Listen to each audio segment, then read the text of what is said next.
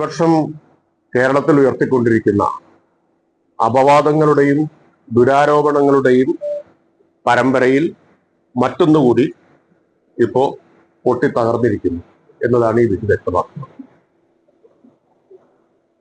ഇതുപോലുള്ള അപവാദങ്ങളാണ് പ്രതിപക്ഷം തുടർച്ചയായിട്ട് ഉന്നയിച്ചുകൊണ്ടിരിക്കുന്നത്. ഉയർത്തിയ ഒരു ആരോപണത്തിന് പോലും ആയുസ് ഉണ്ടായിട്ടില്ല. ഒരു തെളിവുമില്ലാതെ, ഒരു തരത്തിലുള്ള വിശ്വാസ്യതയുമില്ലാതെ നിരന്തരമായി ആരോപണങ്ങൾ, അപവാദങ്ങൾ ഉന്നയിച്ചുകൊണ്ടിരിക്കുകയാണ്. ഒന്ന് പൊളിഞ്ഞാൽ ഒട്ടും കൂസലില്ലാതെ അടുത്തതുമായിട്ട് ഇറങ്ങുക.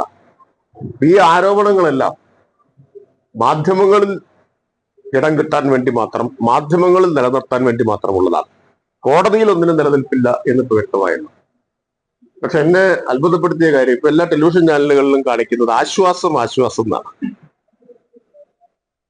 പ്രതിപക്ഷം പൊളിഞ്ഞു എന്നല്ല എഴുതി കാണിക്കേണ്ടത്, പ്രതിപക്ഷത്തിന്റെ പരാജയം എന്നല്ല എഴുതി കാണിക്കേണ്ടത്.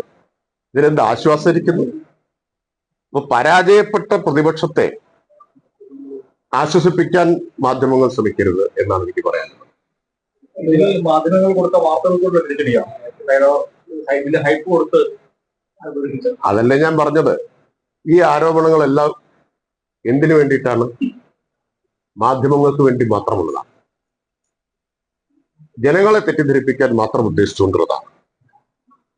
നിയമത്തിന്റെ മുമ്പിൽ നിലനിൽപ്പില്ലാത്ത ചവറ്റുകൊട്ടയിൽ മാത്രം സ്ഥാനം കിട്ടാൻ പോകുന്ന ആരോപണങ്ങൾ ഉന്നയിച്ചുകൊണ്ടിരിക്കുക. അതുകൊണ്ട് അവര് ഇത് അവസാനിപ്പിക്കാനൊന്നും പോകുന്നില്ല. പ്രതിപക്ഷം അപവാദ പ്രചരണത്തിൽ സ്ഥിരോത്സാഹികളാണ്.